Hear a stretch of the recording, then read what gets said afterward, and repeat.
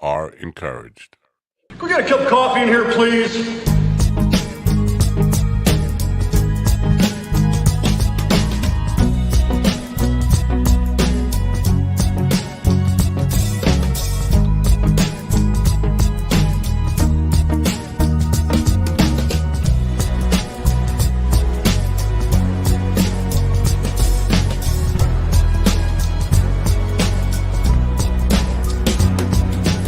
Damn good coffee and hot. Wake up, America. You've got a dog that needs walking. That's right, sunshine. Just put on a big pot of strong coffee and get ready to type your little hate mail with your opinions about kumbaya and flat earth insanity. Stand-up comedy? You want stand-up comedy? Well, we've got sit-down comedy. It's time for Coffee with a Dog. You make me laugh.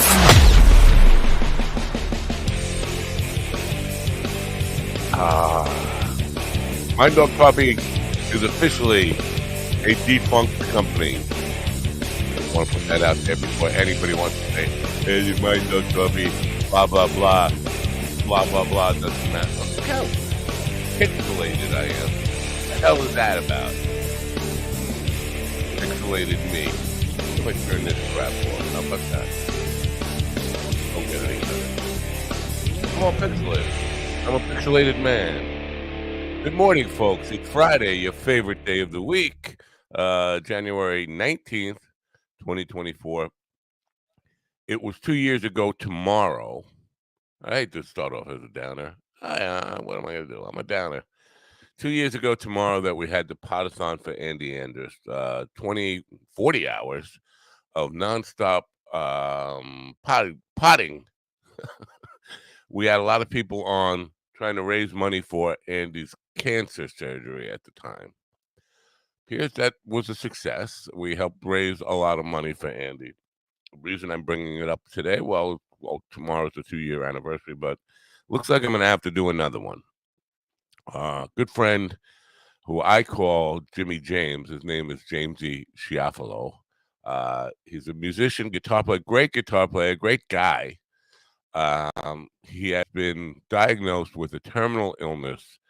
He's got advanced pulmonary fibrosis, which the prognosis,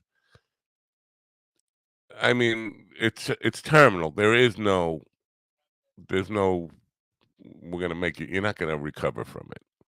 So, prognosis is death. The question is how long. And in what I've read online, averages 2 to 5 years tops. 2 to 5 years tops. And it's a brutal, suffering kind of way to go. And he's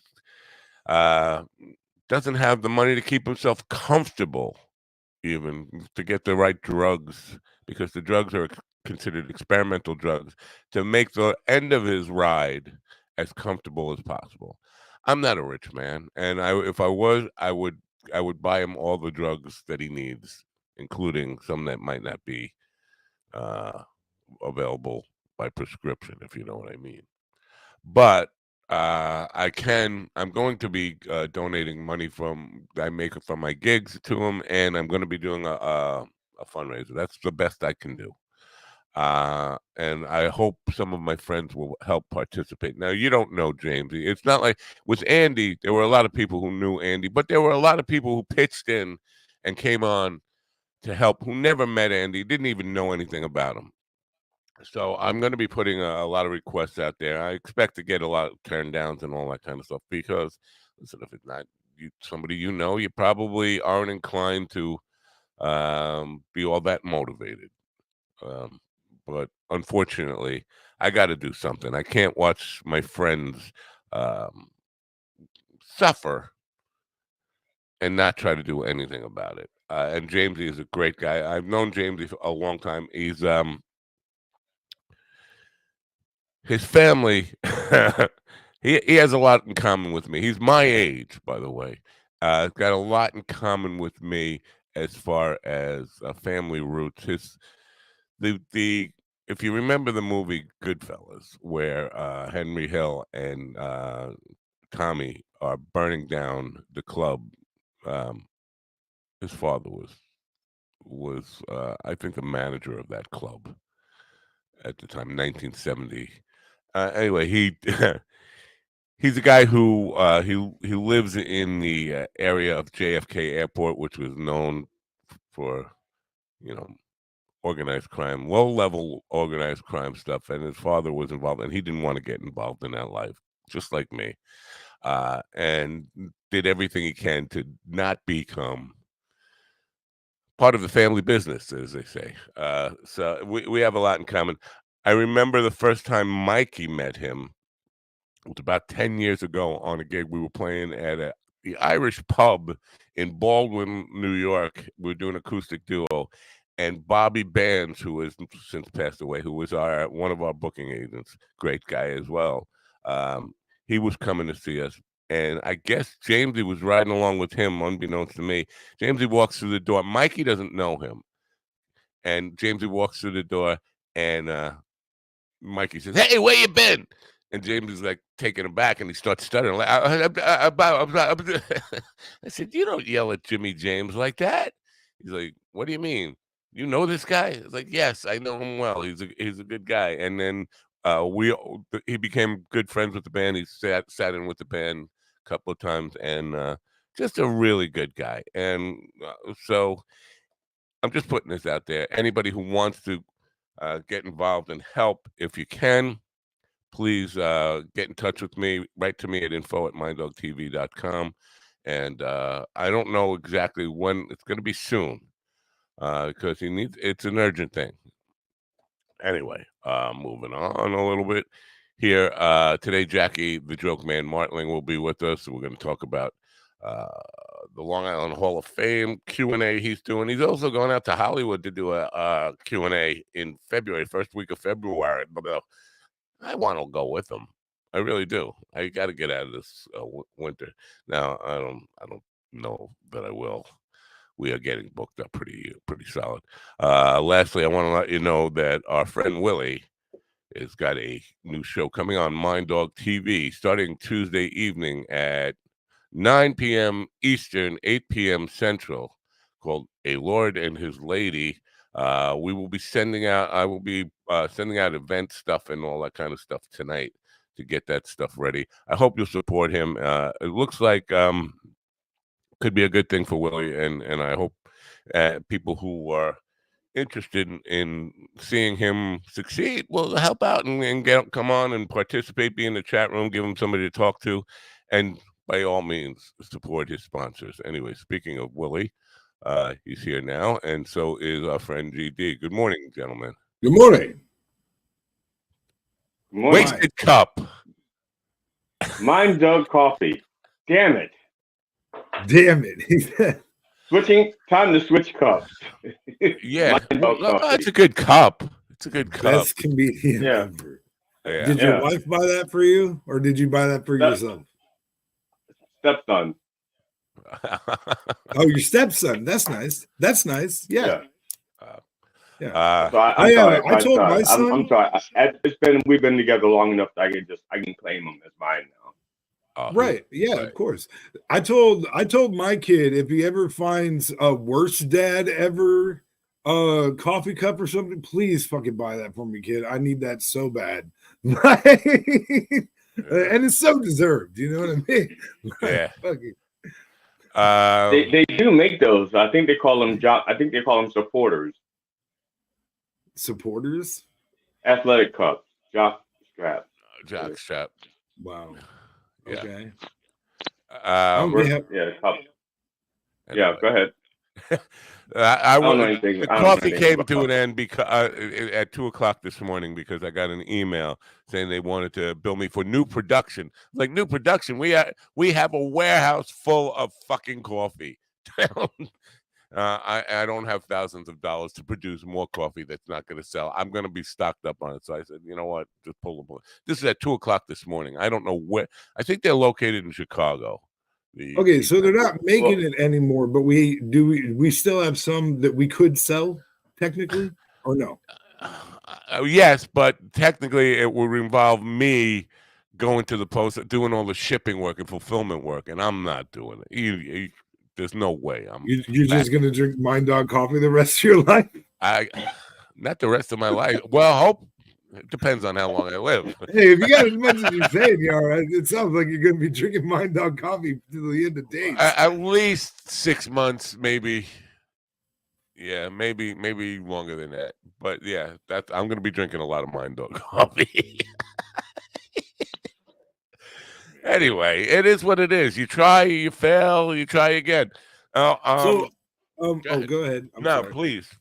Well, I do want to mention, so because you brought up the show that'll be starting on Tuesday, but I do want to mention that the sponsor of the show, Luminar Neo, which I'm super excited that we already have a sponsor. That's awesome.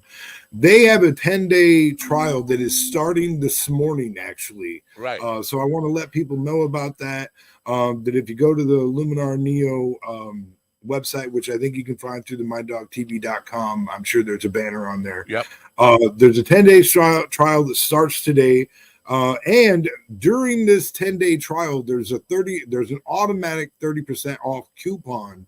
If there's any purchases that you want to make during this trial, you'll save 30% by using our link through Mind Dog TV or the link that we'll share on the show, of course. Oops, So I'm putting up the wrong link. Hold on a second. I want to put up the link for people.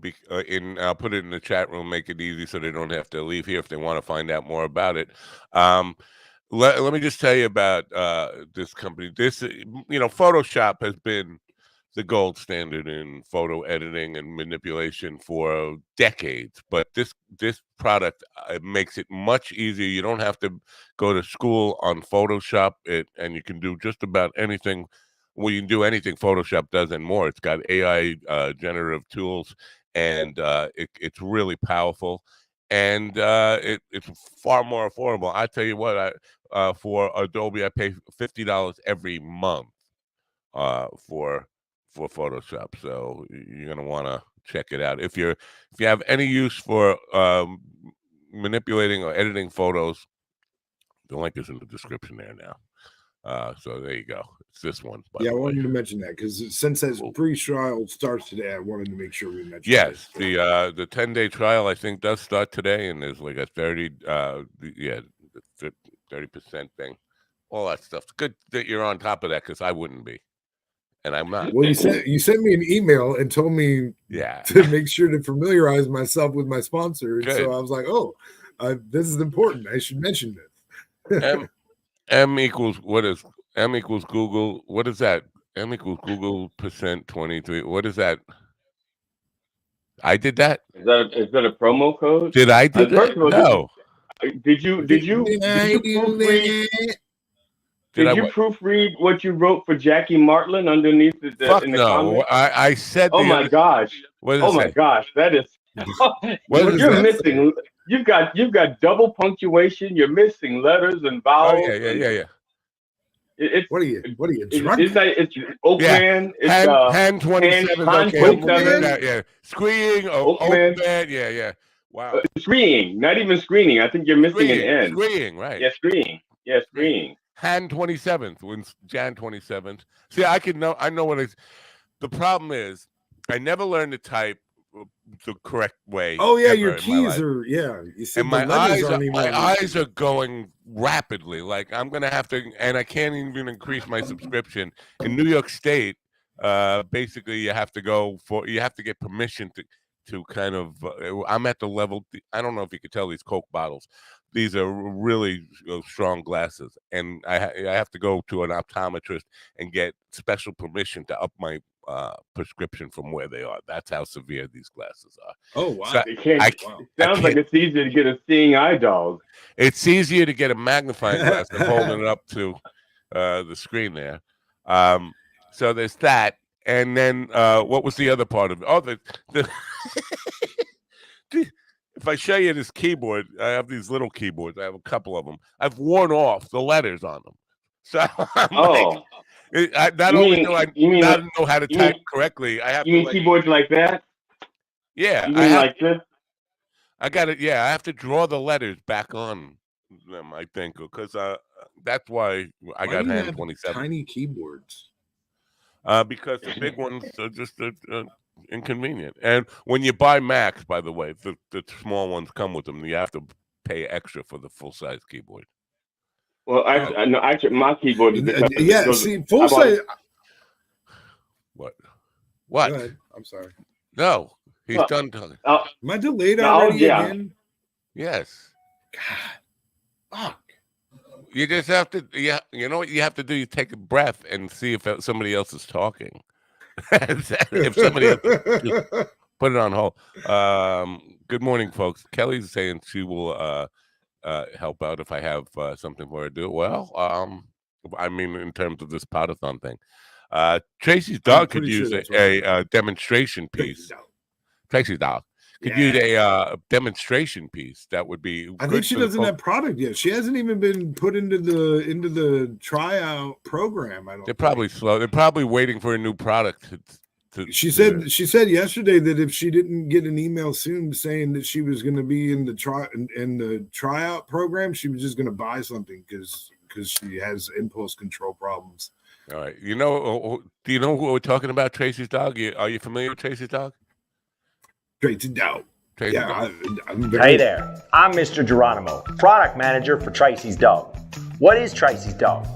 Well, for $50, we send you a high-quality sex toy right to your door. Yeah, $50. Are our toys any good?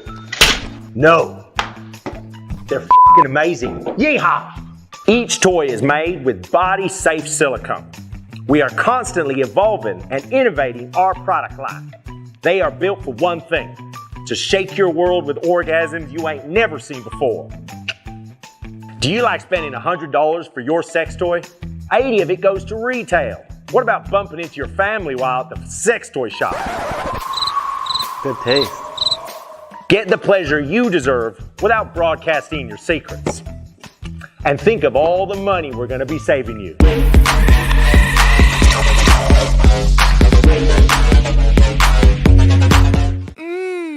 First of all, I got the same shirt as Mr. Geronimo. I just realized that I have the same shirt as him, which he probably shops at online at like Walmart or something cheap like that. But every time I watch that commercial, something new occurs to me. He's walking past those windows. That seems to be like one of these office buildings where one company is here, the next company is here, and I'm just wondering who the company's on the other side of that glass. Right, who's next to Tracy? Who's walking Tracy's dog? I don't even think that's their office space. I think their actual office space is something like my office here. It's just like one room with. Don't you dare talk bad about my sponsors. I'm sorry. I didn't even know you were in the 12-step program. I won't speak about Oh my gosh. Hey, I'll tell you, when you're in a 12-step program and somebody disses your sponsor, you do get like really defensive over them. You really do. Because that's like your advisor. You know what I mean? That's the person who helps you along the path. So when people talk shit about your sponsor, you do get really upset. My brother's sponsor and I didn't get along at all. He was a good guy, but way too religious and way too I don't know, no sense of humor whatsoever in him, and turned me off. And that was the first sponsor I ever met, and person who called himself a sponsor is like, I don't like sponsors. It's had a bad tone. But I like Tracy's dog. Don't get me wrong. I appreciate Tracy's dog. I'm a little upset. Okay, just for the record, there's 365 days in a year. We are at day 18. I still have 340 something. Huh? It's day 19, by the way. Day 19. Oh yeah, same thing. It was day 18 when I woke up this morning. Actually, because I didn't go to bed last night. Well, I did go to bed. I just got confused. But what about the days that you're talking about here? Yeah, I'm sorry. I had a Mind Dog Coffee saying of the day calendar I was working on, thanks to. Get the fuck out of here! Oh yeah, that's right. I forgot about that. Yeah, you can still. Yeah, do it. You can still do it. Just say we're out of stock. We're currently out of stock, but we will take your back orders. What That about their doesn't. no, that's just terrible. And I worked so hard on that, and if Every and every dollar you spend on Mind Dog Coffee will go directly to to the Jimmy James Schiaffolo fundraiser. It's a pretty brutal thing, man. It's pulmonary fibrosis. It's basically not only a death sentence, but it's a horrible death sentence. It's like you're gonna he can't walk like 6 feet without really suffering from loss of breath at this point. But it's just going to get worse, and it's one of those things. It's like somebody has their hand around your neck and is choking you to death for 3 years, 5 years, whatever it is. So it's like being married. Yes, it's exactly like being married. But I wish I could do. I just don't. I'm not. People think I'm like wealthy or something. I can't afford to take care of everybody in the world. But when things happen, I want to do whatever I can. So I'm gonna be doing everything I possibly can to funnel some money into him so he can get. It's a shame that these drugs have to cost so much, and that the people who run big pharma are just fucking heartless. Are just it's all making about money profit. hand over fist. Yeah, it's fucking terrible. Yeah. Yeah. Hate to be a downer about this kind of thing, but he needs help, and so I'm purposely just trying to break people's hearts here about my friend needs help, and he's a really good guy. If you knew him and hopefully I'll get him on here before so people can see him, and then their heart will break even more. You'd want to help. That's all I'm saying. Yeah, because if he's having trouble breathing, we should definitely try and make him talk a lot. Yeah, exactly. And like when Andy was on here from the hospital with pancreatic cancer, after they operated on him, he was puking in a bag live, and I said, "You want to cut away?" He's like, "No, it's good for donations." It probably is. They're like, God, look at this guy. He's fucking dying right now. Fucking send money, Jesus. But that's Andy for you. Now, and you know what? I've gone to the well a couple of times here. Done the 40-hour marathon, then I did another 10-hour for Christine Levine last year. I would go on record as saying I hate people like me. I hate people who do fucking entertainment fundraisers, but I'm out of fucking ideas on how to help other than just give I don't. Why do you hate them? I think it's a very good and noble thing you're doing. Most people do it for the wrong reasons. Like they see it as a way to promote themselves. And to be honest, to get people to help out, sometimes I've had to say, you can come on and promote your shows or your books or whatever it is. Right. That feels,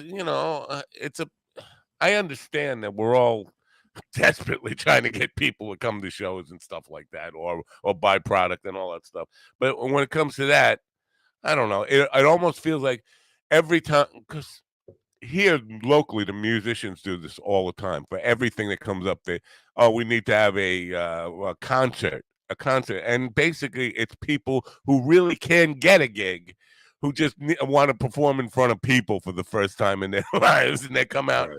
And yeah, I get that, and it's nice that they want to help. But in the back of their mind, I'm thinking, you're just doing this because you're desperate for attention. You're not really, your heart's not in it. You're not in it for the cause.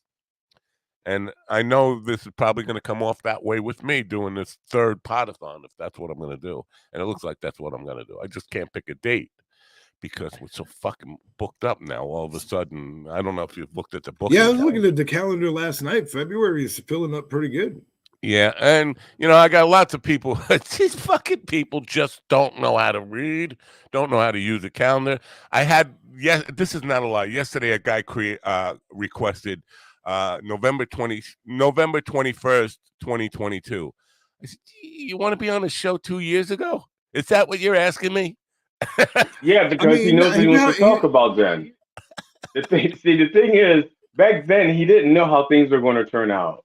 Now that he knows it turned out well, he wants to go back and predict how well he's going to do. So you're saying this is an example of turning out well? No, the guy who booked it. Yeah, I'm just saying the guy. In other words, the thing he wanted to talk about, he wasn't sure if it was going to happen. Now that he's been greenlit for that show by Barry Katz's friend, he can go back on that show and talk about it. Saying that I'm going to get my movie greenlit. 2 people And signed up for the Barry Katz thing from the show yesterday. For the bond awesome. level. I know. That's great. I was good. We're making. Hey, I want to ask you a question because you know I love you and I appreciate everything you've ever done, and I don't ever want to do anything Lord. that creates a riff. But no, because I got a notification about my own affiliate thing. You don't mind me doing that like on my page and stuff, Fuck right? no. The blueprint. No, fuck no. Okay, okay, all right. I just want to make sure because I don't. Any way you could make money. If you could sell your dick through the show, I'll support that. If you could sell, you know what? I have a friend that lives in Las Vegas, and we talked about. You know how they have glory holes where you can go and get your dick sucked? I thought about volunteering to be like, I mean, you can't call it a glory hole so much, but basically, like, I wanted to be like a face sitting place, like I'll just lay somewhere and ladies can come by and I'll just lick their puss. And she was like, you know, I think we could probably set that up. I could probably arrange that. I think that's more of a glory hole than what the real glory hole is, in my opinion. I mean, I would rather they work that. Not that I'm going to, believe me, but I would rather they work the way you meant, where the girl is putting the thing up to the hole. Because the image I have on that is there's going to be a psycho person with a fucking knife. As soon as you stick your dick through that hole, it's gone. Right. Yeah, no, I've never done a glory hole, but they would make me nervous. I'm sure I would be nervous. You'd have to be out of your fucking mind anywhere that I don't know what's on the other side. You know what I mean? Like, yeah.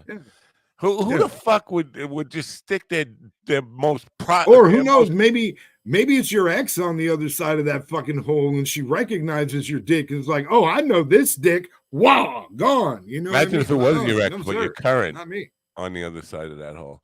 Because I got a memorable dick. Believe me, I got. Yeah, who would stick their most precious or most valued possession in something that you don't know what's on the other side? It's just you got to be out of your. I would never put my urn through one of those things. Your urn is your most valued possession. Yeah, I think so. For sentimental reasons or actual value, did you have it made out of gold, like the gold bars that you're sitting on right now? No, I had it made out of ceramic pieces. Oh. Play stuff. So it's worthless. It's basically worthless. It's got fake ashes in it. What do you mean? Why? No, those are real ashes. They're just not mine yet. They broke the mold? They are technically they're mine. Technically, the ashes in there are mine because they belong to a relative, but they're not going to stay there. They're just there as a placekeeper. So I put my ashes in there. How are you? Hang on. How are you going to put your ashes in your urn? I would like an explanation for that, real quick. I'm not. Look, it's just called science. I'm not giving away all my secrets. Science. Oh my God. This fucking All guy. right. Well, now you're going to Pottstown tomorrow night, are you? Is that correct? You are definitely going to Pottstown? Well, I don't. Let's put it this way. I bought my ticket. I made my reservations in my car. I got my driver. But I can't. I'm not going to be so arrogant to say that I'll definitely be there because something could happen to me. But the plan is I'll be there. Sounds like you're not planning to be there and just no. I'm planning on being there. I'm planning on being there. But he doesn't want to make a promise and then have something come up. Is what he's saying. Yeah. Right. I mean, he could have a medical emergency, and then he, by no intention of his own, broke his word. You guys have no idea how the weirdest shit that happens to me over my life, and that for no stupid reason. No, I can't think of any good reason. Give us some idea. See? All right. That much? No, it's hard for everybody when you put them on the spot like that. I just don't want. I just don't know. I don't want to go all autobiographical stuff on you. I don't. Okay, here's one. I had not planned on going to college when I was in high school. That was not my plan. My original plan when I was in high school was to be a Disney animator. and I started working on a full length feature animation film, drawing it by hand, doing it the way Disney did it, painting the cells and the whole thing.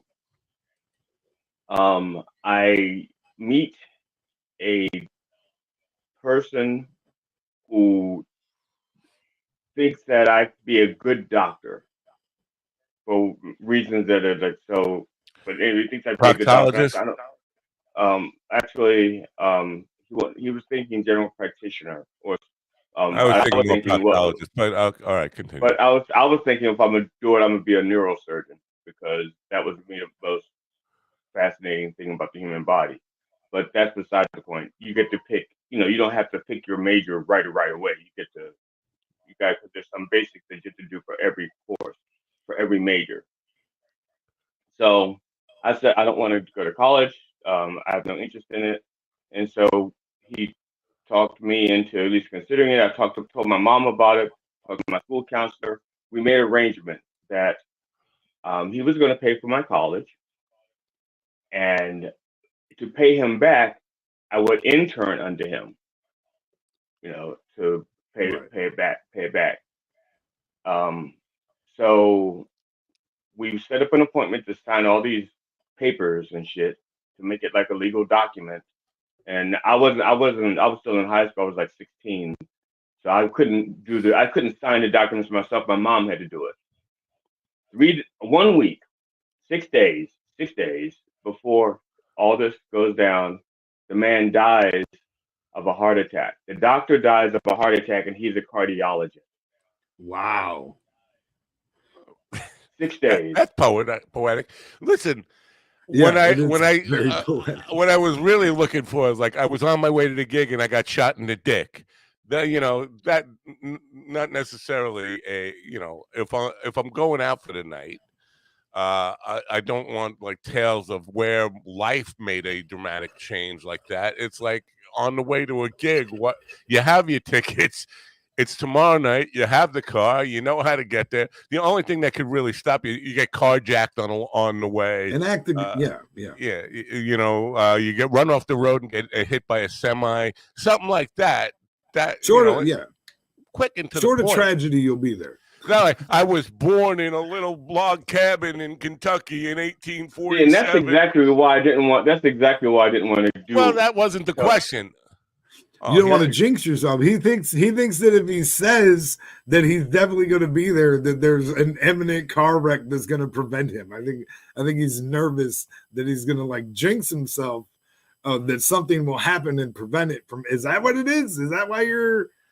I think that's it. I just try not to be so arrogant as to say that I'm going to do something to tempt fate. That says, "Oh, really? You think you're going to do that? Don't you remember 2 weeks ago?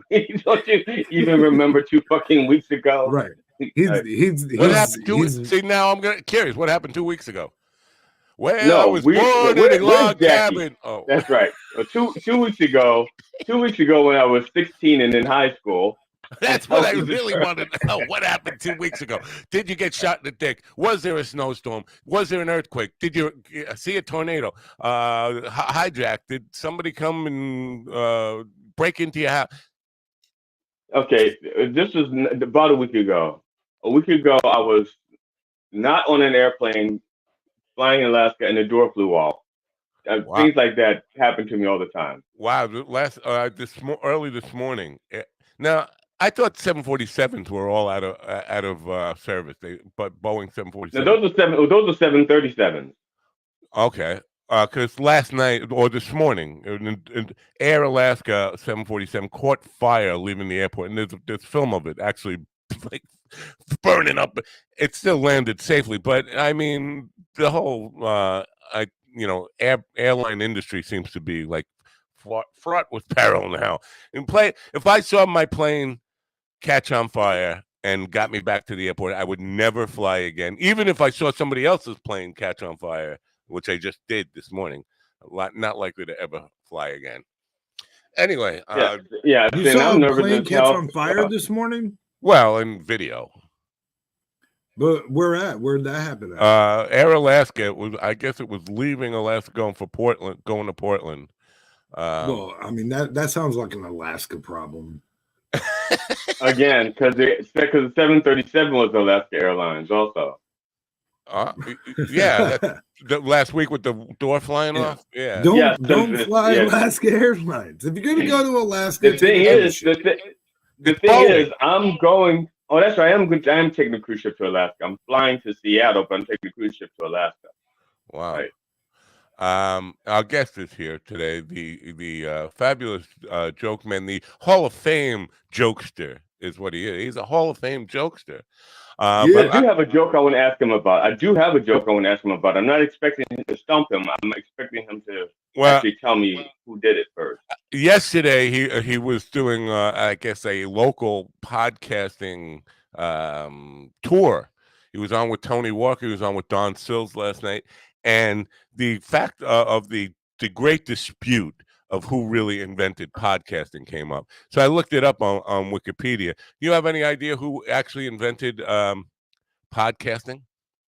TW Pod. No, it was a couple at Levittown, Long Island, called named Tony and Sally Walker. Actually, let me read this from Wikipedia. In 2004, Levittown couple Tony and Sally Walker invented podcasting. Claims later made by has-been and a couple of has-been comedians by the name of Jackie Martling and Peter Bales claim to have invented it. Lawsuits happened, and basically it's still up in the air. It's waiting for a Supreme Court decision, but most of the smart money is going with Tony Walker, the fabulous podcast inventor. Good morning, Jackie. I don't know what the big deal is about planes catching fire in Alaska.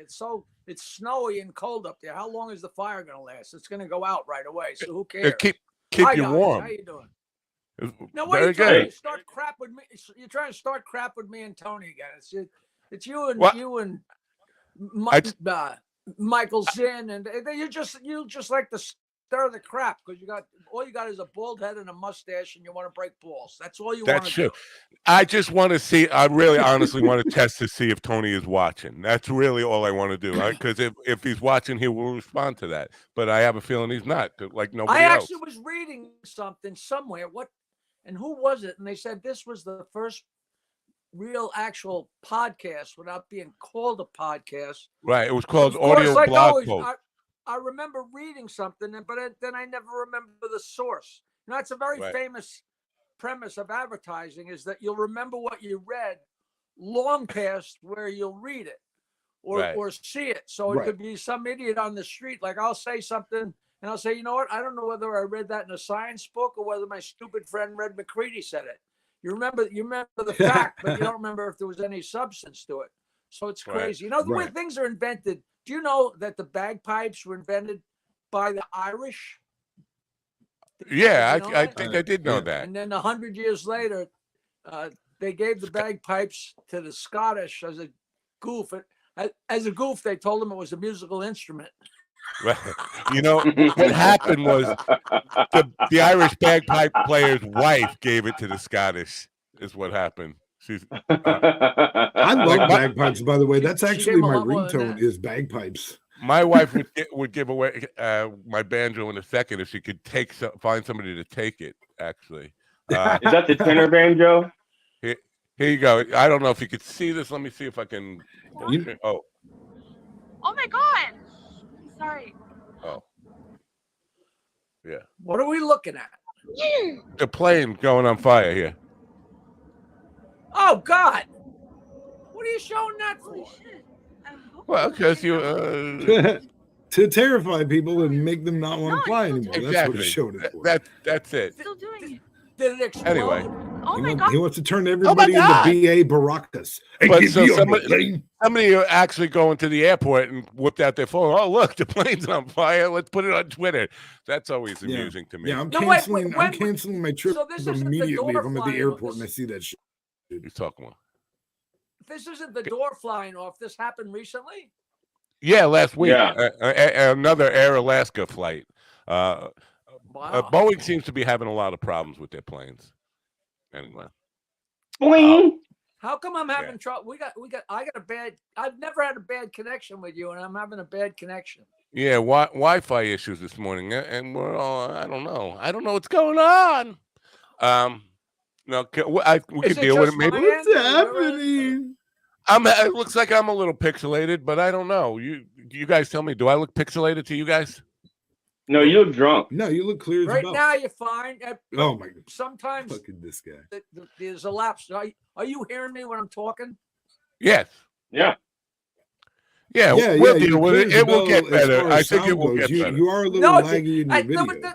There was just a 3-second delay. I'll say hello. You say hello. Hello. Hello. Hello. Hello. God, Jesus Christ. We're like the Three Stooges. Hello. Hello. Hello. Hello. Yeah, I know. That's exactly that's what I heard in my head when we did that shit. Anyway, maybe I just addressed it. I don't know. It might start to get better now. I just kind of upload up the bandwidth on the whole. Anyway, so GD is going to Soul Joel's tomorrow night, or he's making excuses for what might go wrong, but he has tickets and a car and directions, and he's planning on going to his show tomorrow night. It's not supposed to. Supposedly, it's not supposed to snow tomorrow. It's supposed to be a beautiful day. So, yeah, it's snowing like it's snowing in hell right now. So my wife, I'm in Maryland, just about an hour and a half south and west of Pottstown. Well, we're just starting to get flurries here, but I just hope it'll get done with and be right because I think it's sold out. So. I hope the people show up. It's in the middle of nowhere. It's going to be the best place anybody plows. If it's sold out already, then whether or not they come really isn't the issue because the money's already there. It actually does. It matters big time as far as. Of course it does. I hate doing a show for nobody. Not just that, for financial reasons. The money doesn't come from tickets. It comes from people buying drinks and food and all that kind. You make far more. The club makes far more money on selling stuff. Of course. Anyway. Right. And I love selling my books. And it's not even that isn't even the money. I love sitting there and shooting the breeze and having a merry old time. The last time I worked there, the crowd was just one of the best ever. And you wouldn't think that. I mean, it really is in the middle of nowhere in Pennsylvania.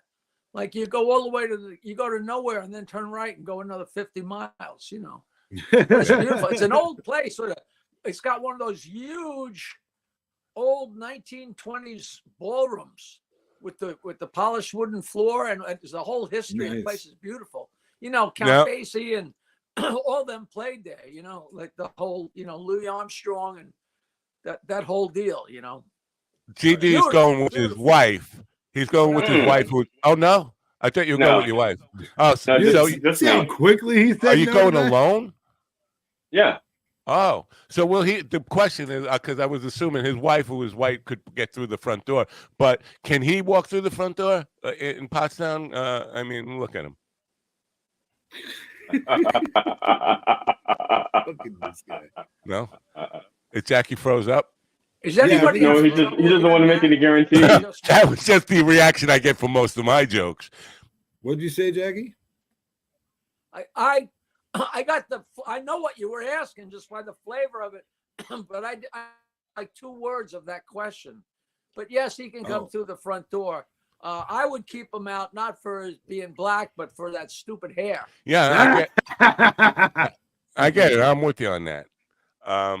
Yeah, so hopefully it's a sold out show in Pottstown, Pennsylvania. Good for you. And well, we don't want to say that it definitely is, but go to jokeland.com and you get the link there, and you can find out for yourselves if it's sold out. Because what if there's still tickets available? We don't want to tell people. Yeah, maybe they release them. No, yeah, let's not chase anybody away. And the reason I'm doing so much promotion is for the screening at the Long Island Music and Entertainment Hall of Fame. So. Right, that's awesome. By the way, Jackie, I think that's so cool. it's going to be great fun. Going to be great fun. You know, the Q&A. I'm expecting a lot of stern questions and all that stuff. Do you get fed up with that? Like you're gonna be there, and I guarantee. Never. Really? No. Never.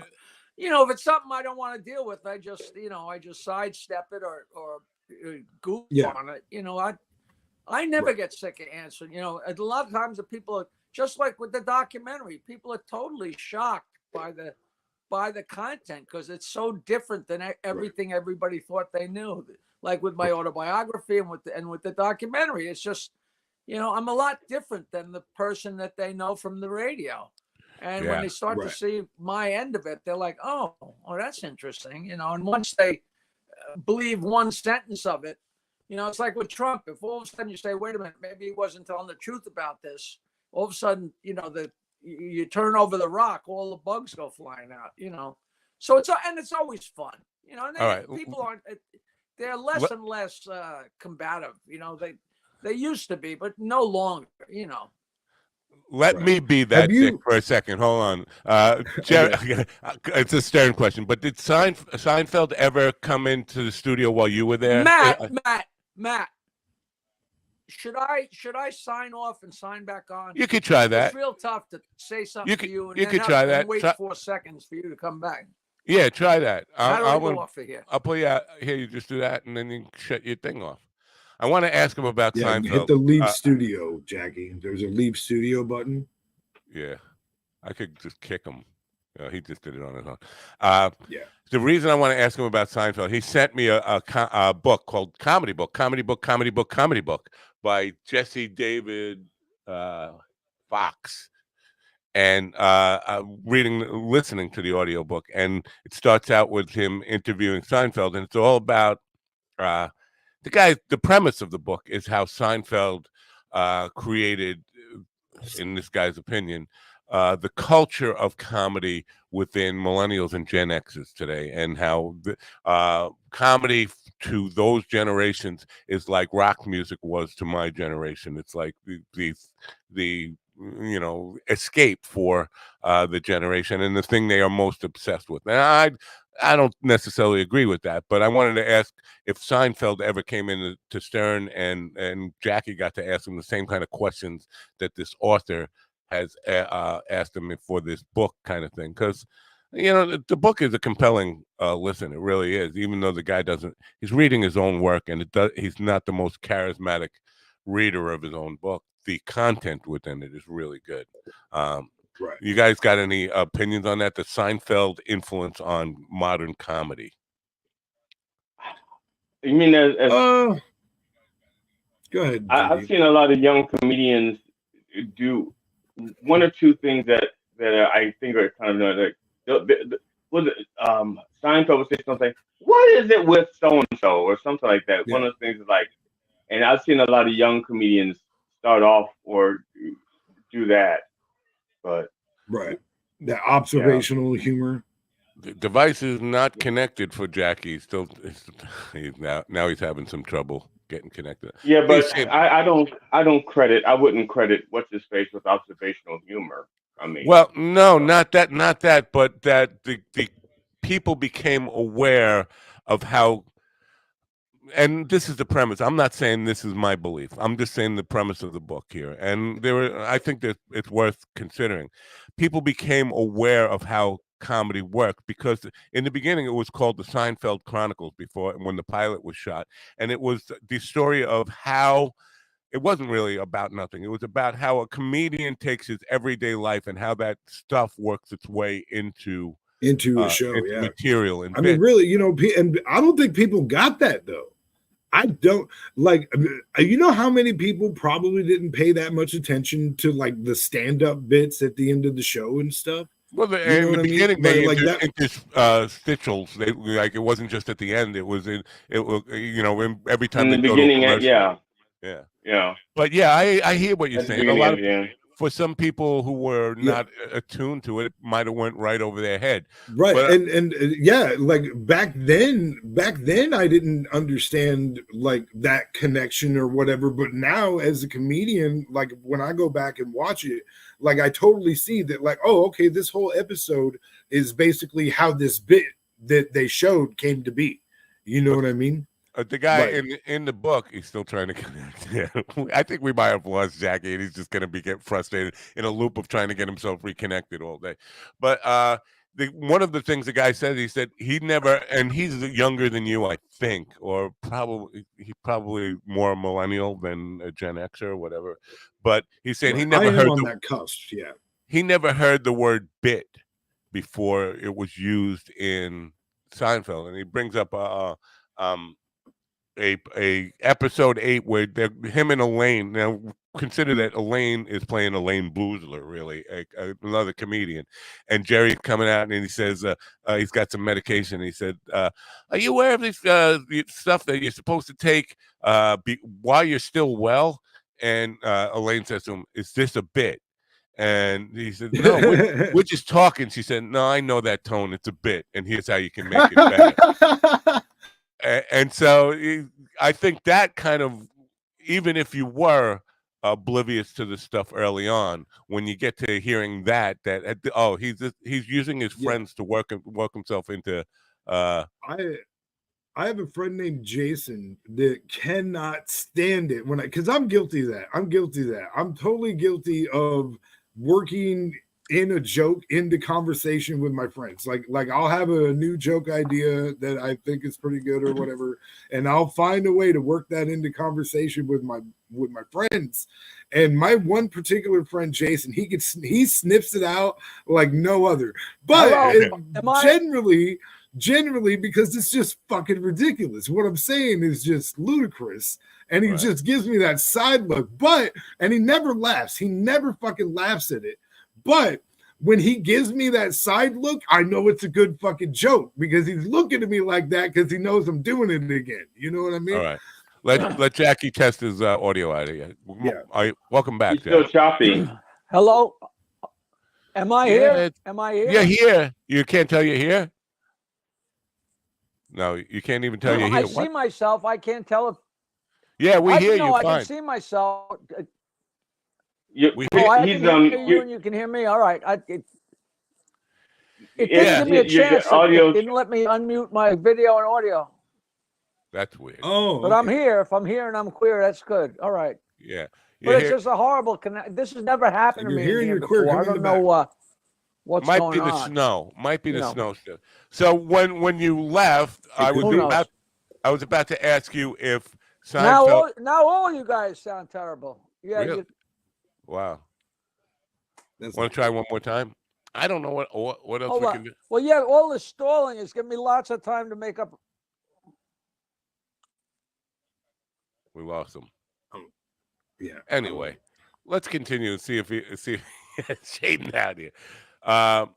Yeah. So the premise of the book is basically that, and you know what? I'm only one chapter through. It's 9 hours of listening, but this guy seems to think that the effect on millennials and Gen Xers from Seinfeld was significant.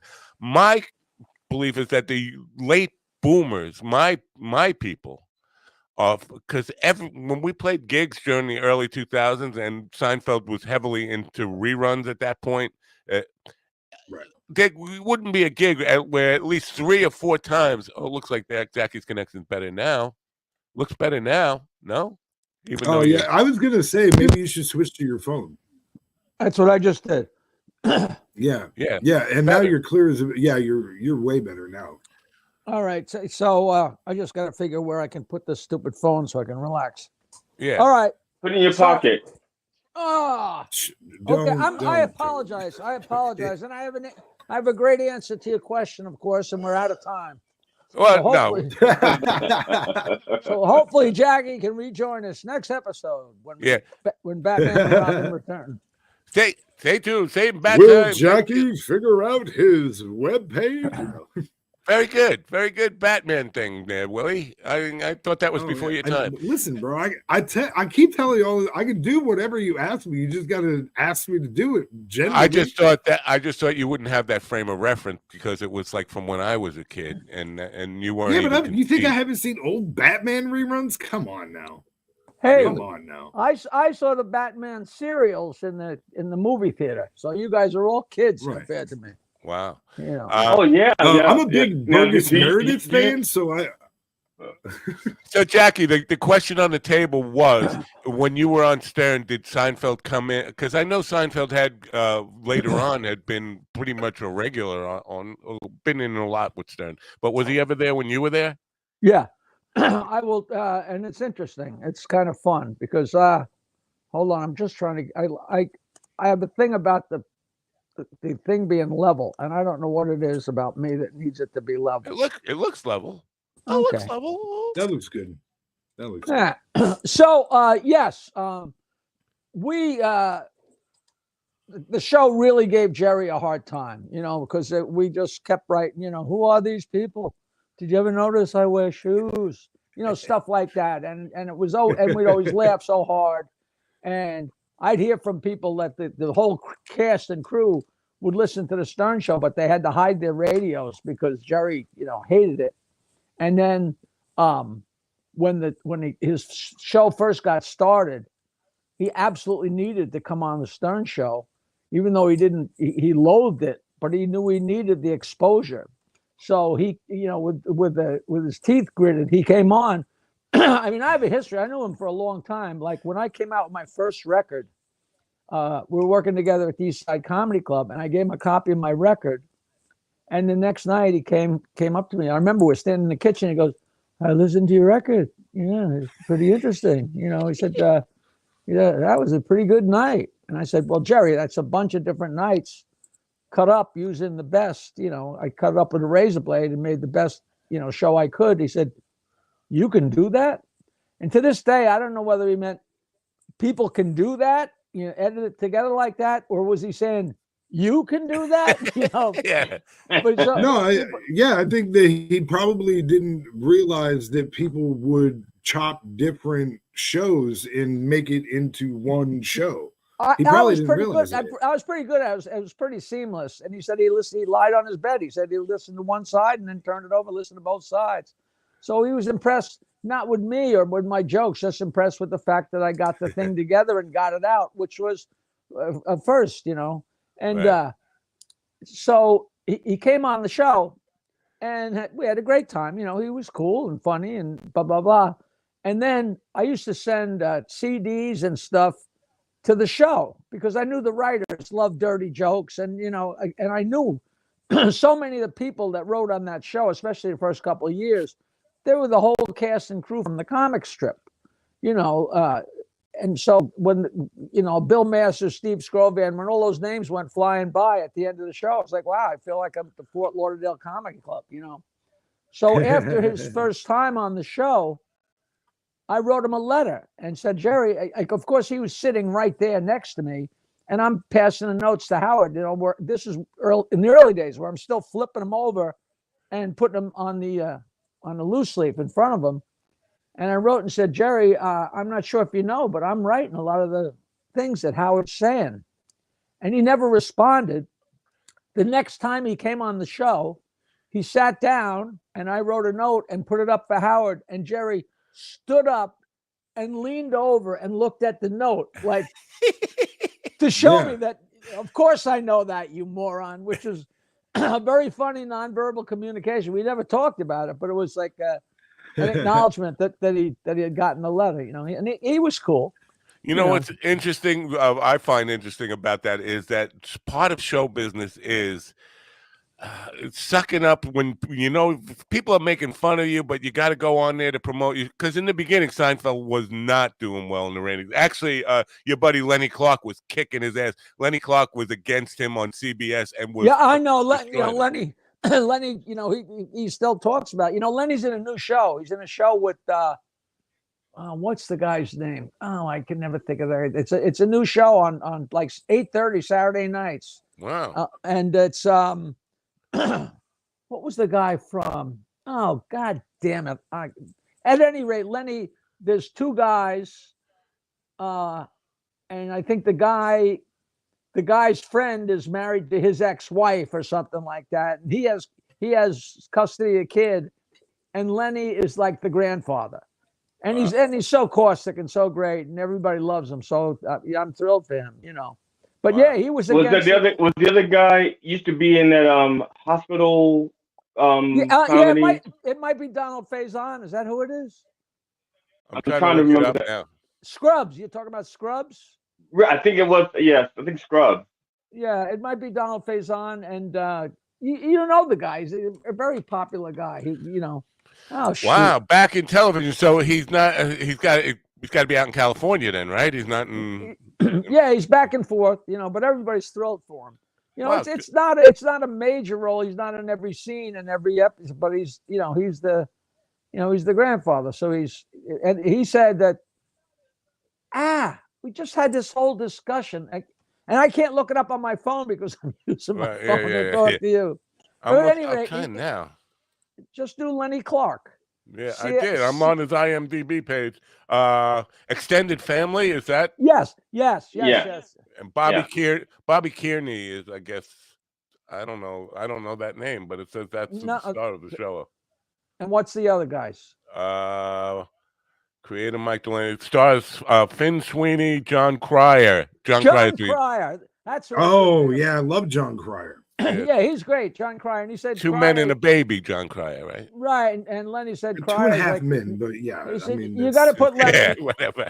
John Cryer's telling me you got to put Lenny in every scene. He's the only funny thing on the show, So John Cryer and Ethan Hawke in Two Men and a Baby. Don't you remember that movie? No, I never watched that crap. I remember 3 Men and a Baby with Tom Selleck, Steve Guttenberg, and Ted Danson.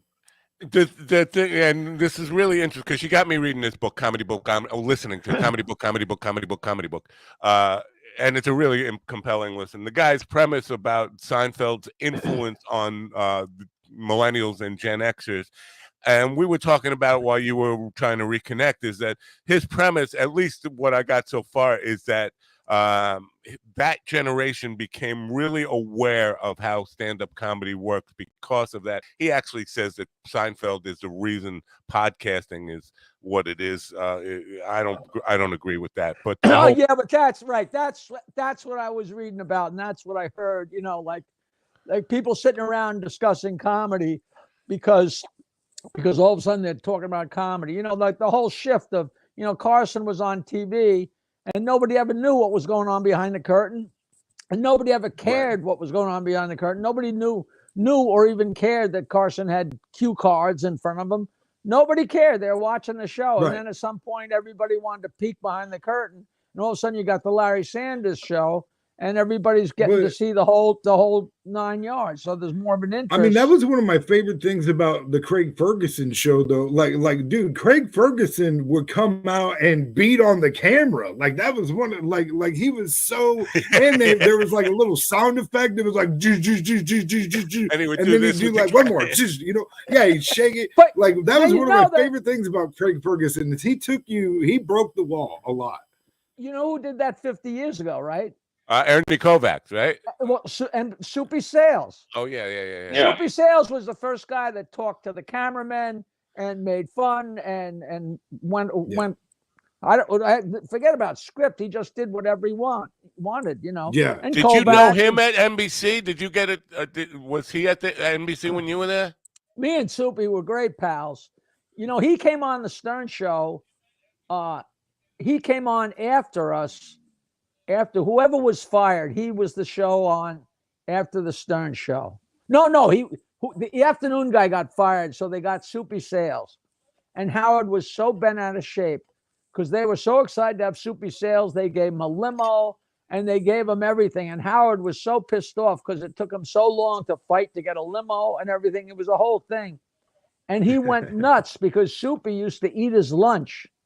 And when Howard sat behind the microphone smelled like Soupy's salad dressing, and that's when Howard went nuts and cut the. Don't you remember? There's a whole big thing when Howard cut the piano strings of Soupy's piano, where Ray used to play the piano, to accompany Susie, to accompany Soupy. And first Howard was so enamored because this is his boyhood hero. And it's funny, my roommate in college was a huge Soupy Sales fan because he had him when he was a kid, because Soupy started in Detroit. So my roommate in college knew him from childhood. And now all of a sudden we got Soupy at NBC. And then next thing you know, of course, Howard's enemies with him, because he's getting all the perks that, of course, he deserved.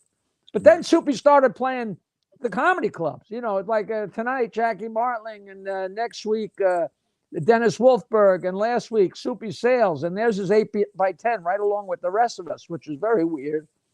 But then I got to be his pal, and we actually roasted him at the Friars Club. I got to send you the picture. Rhonda Shear was the MC, and we roasted him on a show called Up All Night. Remember that? All night. Yes. All night. Yes. That's where I got the idea for. Yeah. That was Gilbert and Rhonda Shear, who was a comedian, and now she was wonderful. She's got millions and millions of dollars. She's got a lingerie line in Florida, a mail order lingerie line. She still looks great. She would be great on your show. She's the real money behind Tracy's dog. Oh my God, dude, that would be so cool. I would flip my shit to talk to Rhonda Shear. Are you kidding me? Great. So we roasted Soupy Sales on Rhonda Shear's show. It was great fun, but then he got older and older, and then he got up to talk at some Friars function, and the Friars, there was like a platform at the end of the dining room underneath this Friars logo, but there was like a couple of feet of space behind the riser, but there was a curtain, and he stepped back, and there was no back. I mean, there was just air, and he went flying down, and I don't know whether he broke his shoulder or whatever. He really, really hurt himself. And then he had a couple strokes. So he was in really, really bad shape. So this is the best Soupy Sales story. I should have put this. This is one of the stories that didn't make it in my book. Wow. So he's that's very cool stuff. He's an old friend, and he's such a good guy. And I was walking into the dining room at the Friars, and it's a small entryway. It's just a doorway. And I go to walk in, and here comes Soupy with his walker. And he's had 2 strokes and a fall, and he is so unbelievably frail. And he's walking with his walker. I'm like, "Hey, Soup, how you doing?" He goes, "Jack, I went to the bank this morning, and I told the guy to check my balance, and he pushed me." I said, you frail old fuck, you still make it.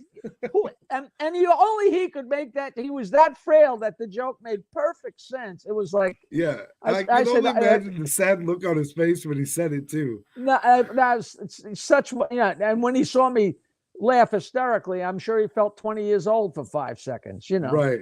When I was he's a good soul, Yeah, and his kids were at the band for David Bowie. Wow. Oh. God, when I was a kid, I was one of those kids who went to take the $20 out of mom's pocketbook to send it to him. I was one of those kids. A super big. I mean, I love Soupy Sales Show.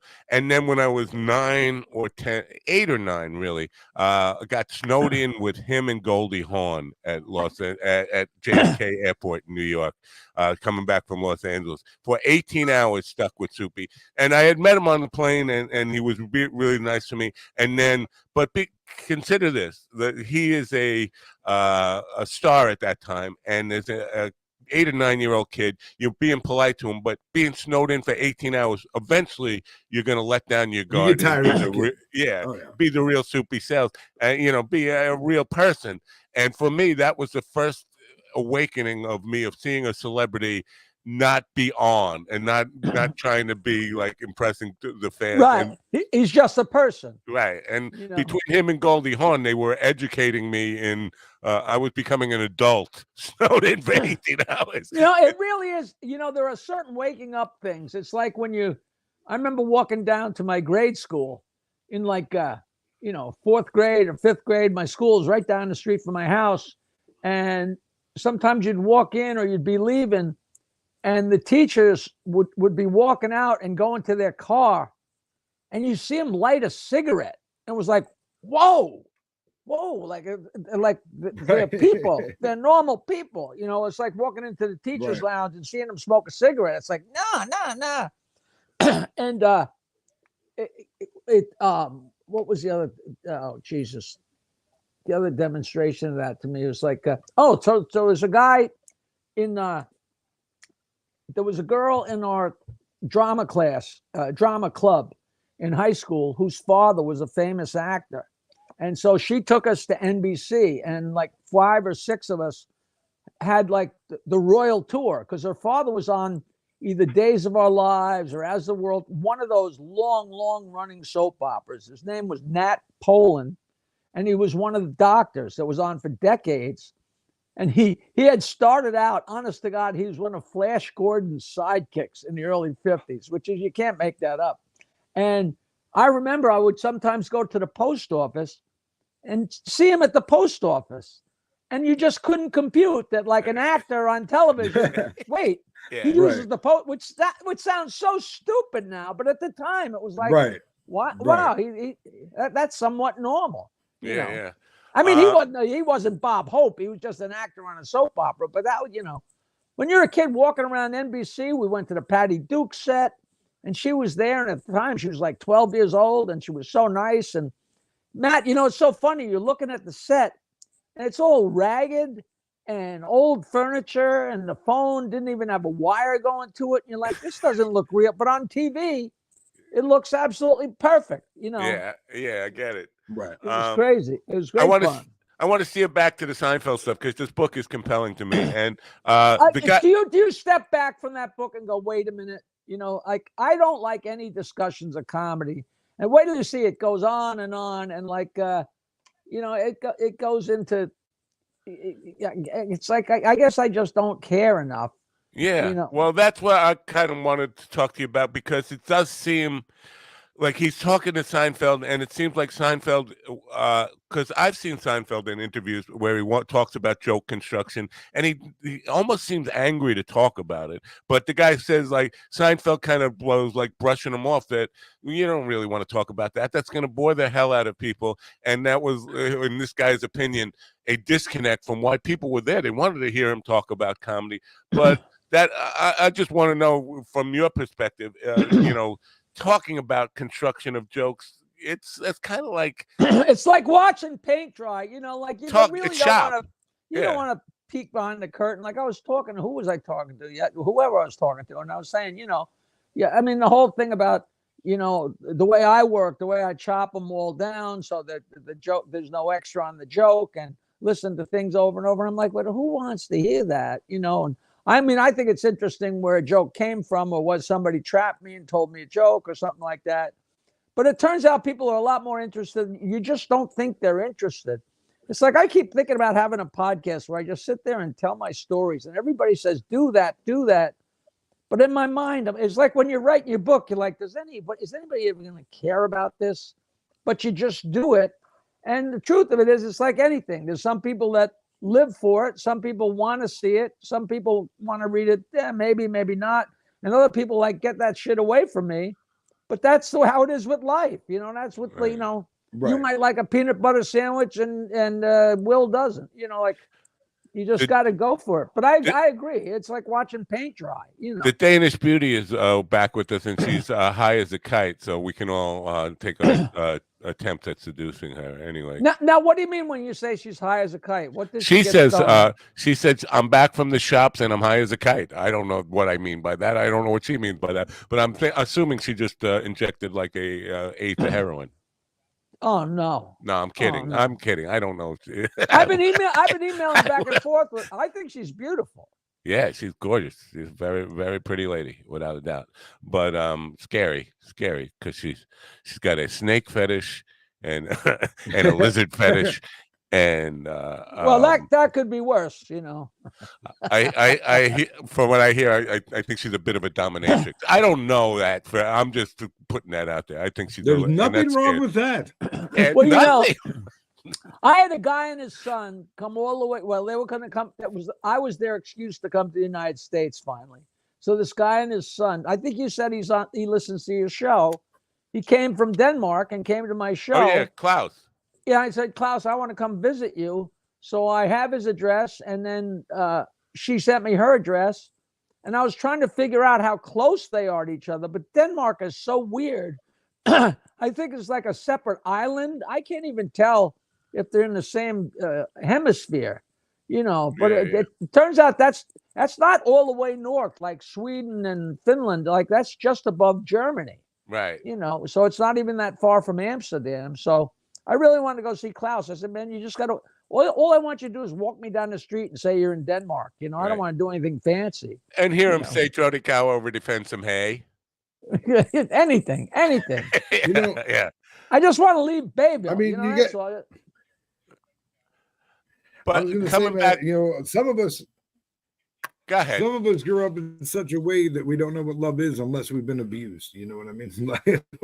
like we don't feel love unless it, you know, it hurts. Get on the couch, Willie. Get on the couch. Lay down on the couch. Get under the couch. Get under.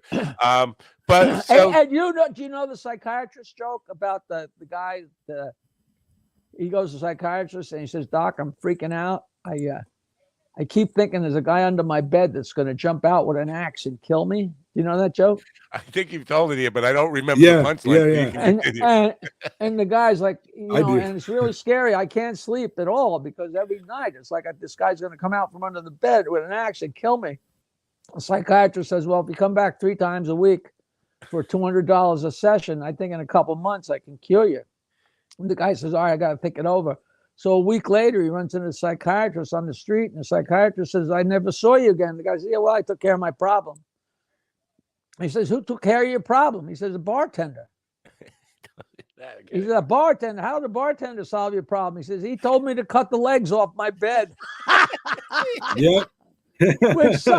which really sums up the whole goddamn psychiatrist bullshit. You know. Now you're not going to tell that tomorrow night because GD will get very upset. He'll boo if you tell that. No, I won't boo. I won't boo. I'll take a sip out of my drink so I won't have to laugh. I don't know if you probably heard me tell this on one of those other shows, but people always come up and try and tell me a joke, and I always listen. And they say, I know you don't want to hear this. I say, I want to hear it because I listen to everybody, because I never know when I'm going to hear a new joke. And the other night at Governor's, I don't know. I know the guy, but I don't know his name. He's a real good friend of Tony's and Peter's and everything. And he says, I got one for you. And he told me a joke, and it's so funny. And they always think I'm kidding when I say I've never heard it before, but I don't fake it. I don't need to fake it. What's the difference between Woody from Toy Story and a priest? I don't know. Oh, no what? Woody goes limp when a little kid walks in the room. Now that is a great joke. Oh, man. And he says, come on, you heard. I swear to God, I never heard that before. And that, you know what? That contradicts this guy who wrote the comedy book, whatever, because he's saying nobody can come up with a new jokey joke. No, I'm the one that's been saying that forever, that there's no, you know. Well, that's a new jokey joke. But, I guess the workings of it, the mechanics of the joke. The thing about, making fun of goofing on the fact that a priest is horny for a little boy is as old a premise as there ever was. But that is a great switch to the whole idea. Switching the whole thing. It's too long a story. But just about every joke has been around forever and ever. And then, there must be a form of that somewhere, just like, comparing, but it's everything said that's a very, very funny joke. Right. GD, didn't you say you had a joke you wanted to ask Jackie about a joke? Yeah, I saw a young comedian. He did this joke. As soon as I heard it, I said, that is so fucking old. I'm going to try to do it the way. Well, basically, it's like this. The guy that he tells it like it's in the first person, like it's him at the bar. So he says, I'm at the bar and I hear this guy talking to his wife and he keeps calling her donkey face, donkey face, donkey face. And eventually he gets up and goes to the bathroom and I look at the lady and I say, excuse me, does it bother you when your husband calls you donkey face? And she goes, yeah, right. Calls me that. Yes. He always calls me that. Oh, that's such a great joke. I was wondering how old that. I'm like that. How could they get? It's like. I mean, I've been telling that for like decades. Like, give me a drink and give a drink to the donkey down the other end. Yeah. Don't you get sick of him calling you donkey? It's all right. He always calls me that. That's a tough joke to tell because it takes a few seconds to get out, and people are like, "What are you talking about?" But I applaud you, GD. That was a very good choice of joke. That's an excellent joke. That is a wonderful. Oh yeah, but it wasn't mine. That was somebody else told it. It just bothers me. They're old classic jokes, Wow. Yeah, but still, I think we got a war going on in the chat room somewhere. I don't know. There's a fight getting started in the gallery. Call the bouncers. Take care of that. What happened there? What's going on? I don't know. All I see is this. Don't like it, unfollow. It always works for me. I think there's some contention going on here. She's a girl I'm thinking of. She needs to stop posting pictures of her on the toilet. Oh, yeah. Evil Ian and Chrissy are going at it. Stop. I love your toilet pics. She sent me a couple pictures and she said, yeah, I send pee pictures. And I'm like, what? I don't know what she's talking about. It's a picture of her sitting down. You have no idea what's going on. No, yeah, you don't see it. You don't see it. Yeah, you don't know. Yeah, it's not like you see gross stuff. You just know she's in the bathroom.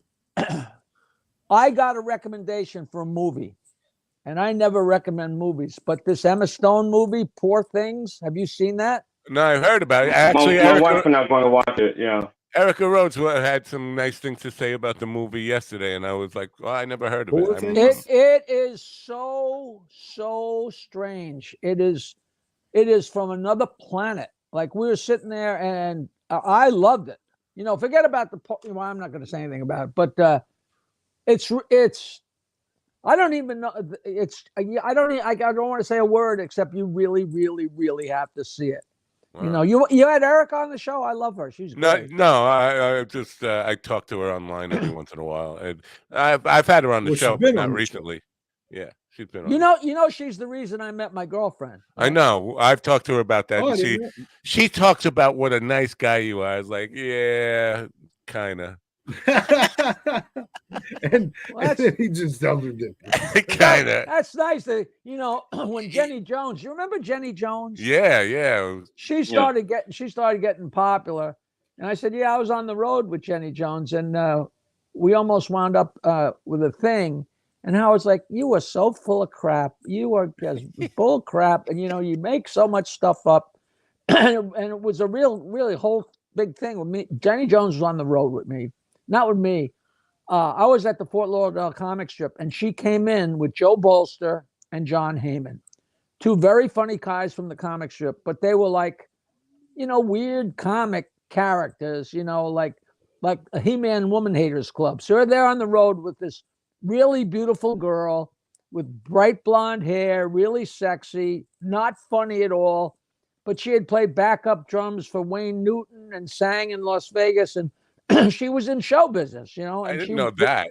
She decided she wanted to be a comedian. So she shows up and she meets me and she says, these guys have been so horrible for 2 or 3 weeks that, I'm not invited to the conversation or to dinner. And I'm so alone. And I was one of my first times in Fort Lauderdale. I said, you know what we got to do? We got to go get a car. And I said to those guys, we're going to go rent a car. And they looked at each other like, yeah, like you're going to be able to rent a car. So me and Jenny walked, it was probably a mile or two down to the more main part of town from the comic strip Fort Lauderdale condo. And we went to Clem's Rent-A-Car, Clem with a K, okay? This little tiny place. And I walked in and I gave the guy my New York, I said, listen, Clem, I got no credit card. I'm a comic. I got no money, but there's going to be comics every week staying at this place. And you're going to be able to rent a car every week if you let these guys rent a car. Take a chance with me. So he takes a chance with me and he rents a car. And me and Jenny went right down to the beach in Fort Lauderdale. It was like late afternoon. We actually went swimming in our underwear and came back and got in the car. And then we pulled up to the condo in a car. and those guys' heads exploded. You know, like it was nothing sexual. We were just pals, and we became really good friends, and we're really having fun and lying on the beach and laughing. And I helped her with a little bit with her act, and she slept with a gun under her pillow. I guess from being in show business, kind of like my wife, whatever. So then at the end, I'm leaving for a Windjammer barefoot cruise, and we go to make a phone call. And we had to go to a phone booth, and she's on the phone with her father, and she said, "Yeah, I'm going to Tampa to see my daddy. Why don't you come?" I said, "I'm going on a cruise. I can't go." And she said, "Oh, come on. You know, we'll have so much fun." And I was like, "You like me?" And she starts kissing me. And I'm like, I had no indication that you had any feelings for me. There was no indication. She said, "Well, you never did anything." I said, "What am I going to do? You got a gun, you know?" And so she actually started crying because I wouldn't go to Tampa with her. And then, you know, and I went off on the Windjammer barefoot cruise, had a merry old time. And then here it is, 15 years later, she calls in a Stern show finally. And he goes, and Howard goes, "Yeah, and you know, Jenny, it's so funny. Jackie says that he worked on the road with you." And she said, "Oh, Jackie was the nicest guy I was ever working with on the road." And that just destroyed Howard. You know, yeah. Right. So that subject was done. He thought he was going to embarrass you and it backfired. Yeah. But he didn't go into, "Oh, what'd you guys do together, Jeff?" But you know that. Yeah, yeah. He didn't want to talk about. Because all those details would just be more darts in his heart. Right. Next subject. But she was great. We had a great time. So although that story about the beach in Fort Lauderdale and all that kind of stuff, that was before she got the talk show. The Jenny... it's a million. You know, this is 1980. 82. I'll send you a picture of me and Bolster and Heyman and the manager. I mean, we, you know, because she was part of that whole everybody's got to have a daytime talk show thing that happened in the late 80s, early 90s. And it was just, it was weird because everybody got a talk show and then everybody became a target. It was like, well, let's give them a show so we can make a scandal out of them. It was a really weird time. Yeah, it really was. It really was. Now we have to. You got to remember, all that news distracts. All that entertainment news distracts people from what's really going on. Don't forget that. We have to, because next week this guy Chris from the Long Island Music Hall of Fame, he's really adamant about me promoting this stuff. Before it gets too late, we have to talk about this. That next, I think it's the 27th, next Saturday. Can you see her? Can you see her? Yeah. That's John Heyman, David Look at you. Joe Mullen, who was the manager, Joe Bolster, and Jenny and me. Wow, look at you looking so young. You look like a kid there.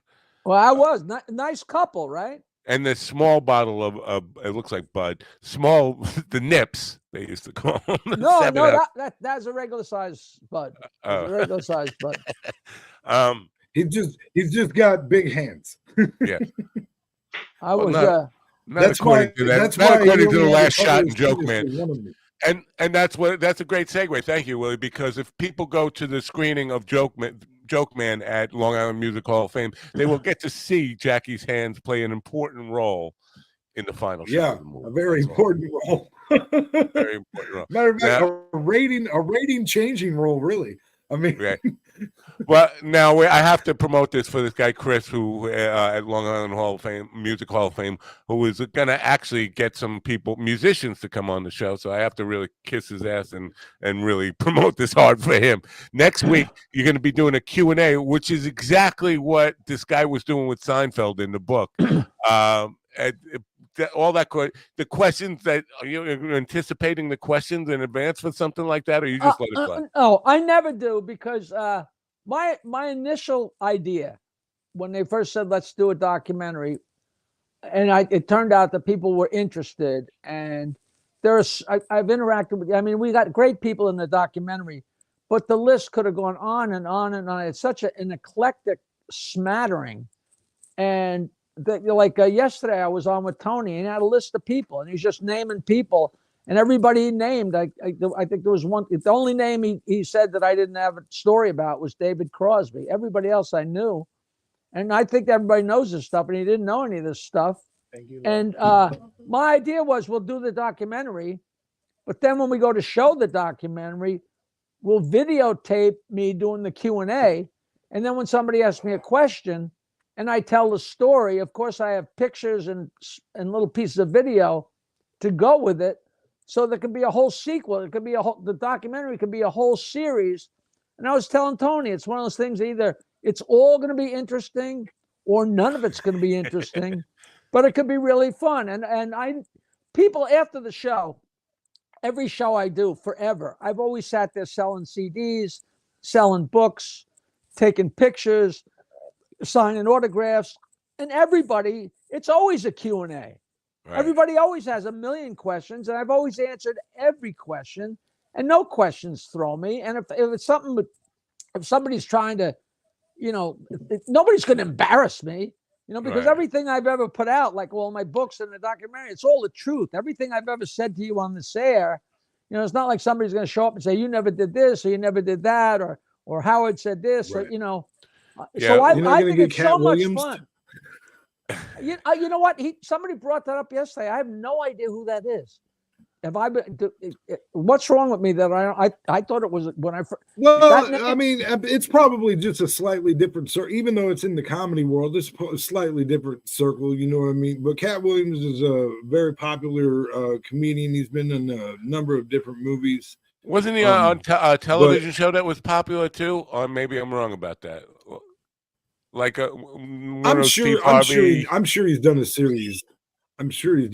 I saw that name recently. That name has been in Twitter on a few places. And it's like K-A-T. He did a big interview. I assumed it was a woman, Nah, he bashed a lot of comedians. He was on with Shannon Sharp. On the Shannon Sharp, yep. Yeah.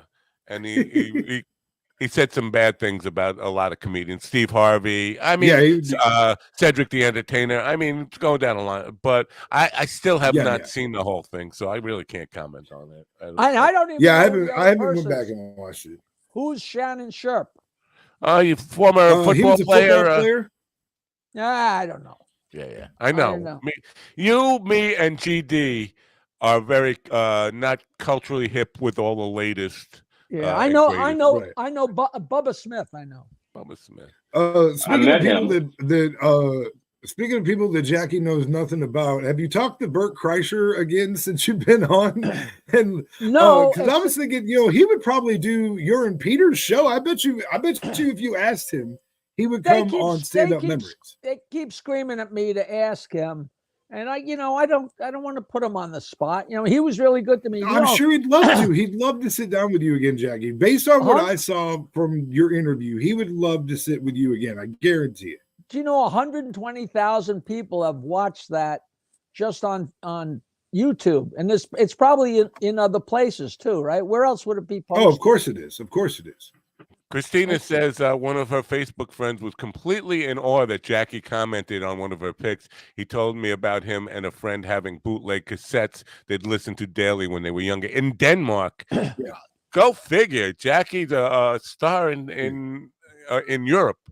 It's you're amazing. Much more beloved than you think, Jackie. You wouldn't believe how many people, how crazy it got. I knew people that moved to a town where they didn't have the Stern Show, and they'd have their parents or their brother or their cousin tape on cassette the show and send them the entire show, and people would listen to the show. Other people would tape the whole show and listen to it live and then go home and listen to the whole thing again. I mean, it got to where it was. Yeah. But you don't know this at the time. Right. But you did know how ubiquitous, if I was driving to work and I was late, which didn't, they make it sound like it happened all the time. It happened like 3 times. But you're driving along on the expressway, and you listen to the show, and either they're screaming about me being late or they're doing this or that. But you look around, and you could see the people laughing in almost all the other cars. It was like, holy crap! It was. That's so cool. One of my favorite stories. I used to drive home. In fact, I don't know when Howard was running for governor, he had 2 platforms. And one of the platforms, I used to work, we get done with work at like 11, 12 o'clock, and I'm on my way home to Bayville to swim, and I can't wait. And you get on the expressway or the Grand Central, and there'd be construction in the summer, and you would sit there for hours, and I just hated it. And then I worked up in Connecticut, and I'm driving home in Connecticut, and they got these huge mercury vapor lights, and they're working on the roads so the roads won't be gummed up during the day. I'm like, that makes all the sense in the world. So I said, Howard, that should be one of your platforms for running for governor. Was we're going to do construction at in the nighttime on the Grand Central and the Expressway, so the people during the day, of course, it screws the people late at night, but it frees up the expressway. So that was his platform. Yeah. He had two platforms. That was the first platform.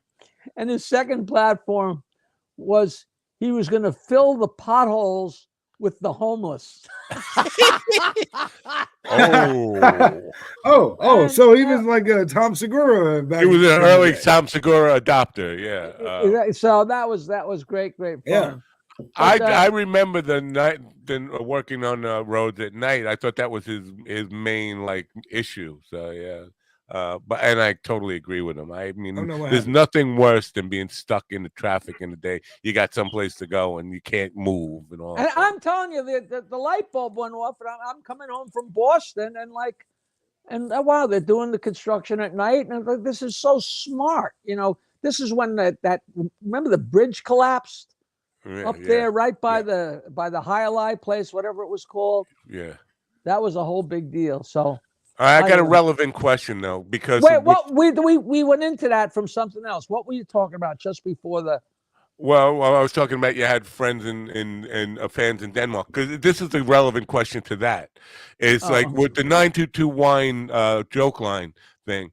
Are you ever aware of? Is there any way to get the data on that of where the calls come from? Like, I'm sure there would be if you But I'd be interested in that. How many? Yeah, that'd be very interesting. Tokyo. It's still it's been going off. It's only one line now, but it's going off almost constantly. And I think that's because I've been doing so much promo and there's so much getting around. Yeah. But back when it was rolling, it would have freaked out. Somewhere I have some videotape of when the lines were going off, because I could turn up the volume on the 10 answering machines. It eventually became a computer, but it's not even believable. At one point, when I had a computer, I was thinking my old band member sold me a computer and so all 10 lines could go into it, and I could put 10 or 15 or 20 minutes worth of jokes on each of the 10 lines. And if you called up, no matter what line you came in on, it was 10 different distinct lines, but they all fed off of a 922 wine. But if you called up and you were listening to the jokes, you could listen to all the jokes, but if at any point you could push 2 or push 4, and it would change to that line, and you could sit there and listen to endless. You could listen for hours and not hear any repeated stuff. It was crazy. And I mean, those lines, there was so many calls. We've talked about this, right? Well, Rick Dees told his audience that 516-922-9463, he told his audience that was Tom Selleck's home phone number, which was so funny. But I mean, the calls, and you could put a Y connector in a phone, so you could put 2 phones in there. So I'd have the answering machine in one, and sometimes I'd put a Y connector, put the answering machine in there, and also put a regular phone. And so when the phone rang, I would pick up the phone quick before the answering machine kicked in. And I'd say, don't hang up. This is really Jackie. And usually they hang up because they're calling from work and they assume that, it's their boss or something. But I'd get somebody, and I used to take my relatives up there, like in Christmas and stuff. Where are you calling from? Oh, I'm calling from Alaska. I'm calling from Mexico. I'm calling from Denver. That's interesting to me. How do you know about this? Well, I don't know. Most of them had no idea who I was. This is long, nobody knew who I was in the early 80s, mid 80s. Most of them had never seen a 922 wine sticker. They were just people that just the number got passed from person to person. Just call this number and hear jokes. They didn't know Jackie Martling. They didn't know all they knew is that, and it was so fun. But so once in a while, somebody would freak out. They're like, "Whoa, this is Jackie," Yeah. But and literally, I remember there was a call from Paris, a call from Mexico, a call from Alaska. It was like, and the amount of calls was staggering. I could still see the little box in Good Times magazine with you standing there with the phone in your hand. Absolutely. Yeah, it's funny. But for the screening thing now, do you know if there's going to be any dignitaries from the Long Island Music Hall of Fame, people who are already inducted at your screening? Well, Billy Joel said he wanted to set up the projection equipment. I don't know who's going to be there. As far as I know, no. But I could say, you know what? Thank you, love. Chris arranged it. We're going to have 3 surprise guests. Right. Yeah. And not even surprise guests, just people. Because I would think anytime there's an event there, people who've been inducted who are not currently or still out there, on concert tours or happens with the Kennedy Center. I would they could be curious. Yeah. It's a fun documentary. If you like me or like comedy or like the Stern Show. Not to mention, lots of people love you. Yeah. It's an interesting hour and 15 minutes. And, I love when people show up and say, I went to see you 40 years ago. I went to see you 20 years ago. And the stories are always interesting. All right.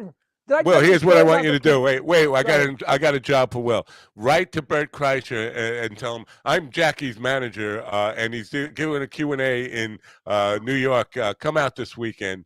It's the 27th, by the way, not this weekend. It's Saturday. How am I going to write to you? Bert loves you. The whole reason I texted Jackie was because I was like, okay, listen, I know I don't know anybody that can get a hold of Bert Kreischer, but I'm sure Jackie knows somebody that can get a hold of his people. He just emailed them. Do you know how the way I got a hold of him? I had never heard of him, and I went on his website, and it said there's a thing. It says contact. And I just put in my email address, and it says message. And I said, "Hi, I'm Jackie Martling, and I heard you were talking about me on your show, and I'd really love to do your podcast." And Christine called me in 10 minutes. She called up and said, "Oh, Bert would love to have you on the show, but we don't do Zoom. You'd have to come out here." And I didn't know who he was, but I went to California just to see him and to see my friend with the proto hologram. It was 2 great times, and go to dinner with Billy West and everything like that. But so if you just went on his website and said, and just put in your name and say, Bert, don't say you're my man. Don't lie. Just say, Bert. Thank you. I'm a big fan of Jackie's, and he'd probably love to have you on his podcast. Would you have any interest in doing that? Right. And I'm sure she'll respond and say, "Listen, Bert doesn't do podcasts, or he doesn't do Zoom, but she'll probably respond."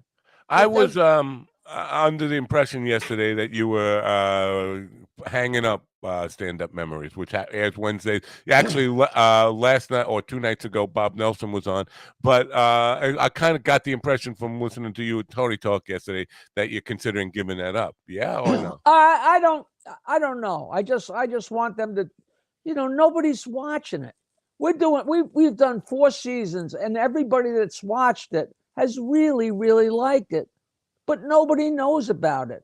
And I tell them, I think they thought they were going to get Jackie the Joke Man Martling to do a podcast, and that I was going to skywrite it. And I got to use my social media to get people to my shows. I'm not a big popular guy anymore, so I'm working overtime just to get people to come out to see my shows, so I can make a living. I can't spend all my social media change. Yeah, a lot of long form stuff. And by long form, I mean anything over 6 minutes is pretty much dead on YouTube, unless it is really niche oriented to popular niches, or like if you were telling people how to invest in Bitcoin and it was a half an hour long, people would tune in. But YouTube is really going the TikTok way towards 1 minute to 3 minute content and that kind of stuff. So Yeah, it's not surprising. But the audio have version, no attention span. People have no goddamn attention span. They really don't. I think the audio podcast is probably doing better than you know. That's just as a guess because people like to listen in the car. I mean, but I keep asking them how many people are listening. I can't. That's one of the frustrations. I can't get an answer. If they said, "Oh, a couple thousand people will listen every week," that would put something in my sales. I guarantee you, it's more than a couple of thousand that listen. I guarantee you that. Bob Nelson's brilliant, and me and Bales are sitting there and we're having the greatest time. And I'm like, nobody's hearing this. We had 99 from Get Smart. She was so interesting. It was just so much fun. And I'm like, it's such a shame this isn't getting out there, Yeah, well, again, that's not going to be part of the YouTube demographic. Will, you know Barbara Feldon? I mean, I've seen Get Smart. I know I used to watch a lot of Nick at Night, so I've seen Get Smart. So I know who 99 is. Your generation, though, probably doesn't know who she Missed is. It by that much. Yeah. See, but like when I was young, but when I was young in particular, I didn't have a lot of friends. And so I was always at home and I spent time around my parents and my parents' friends and stuff like that.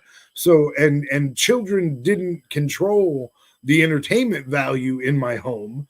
And so I watched what the fuck my parents watched. We had one television in my house. So don't ever curse I on this watched all the program stuff that mom and dad wanted to watch. You're using the F-bomb on this program, we'll have to ban you. You can't be potty mouthing on this program. Goodbye, Governor. We have to say goodbye to governors. But before I say goodbye to governors, I want to just touch on, again, I know this is rehashing conversation that I heard yesterday on the Tony Walker show, but this idea about you doing something in the giggle room, I think is on a Thursday night. I think is a great thing. So I'm going to say goodbye to Govs with that. And if you want to tune into more and hear us talk about what possibly could happen on a Thursday,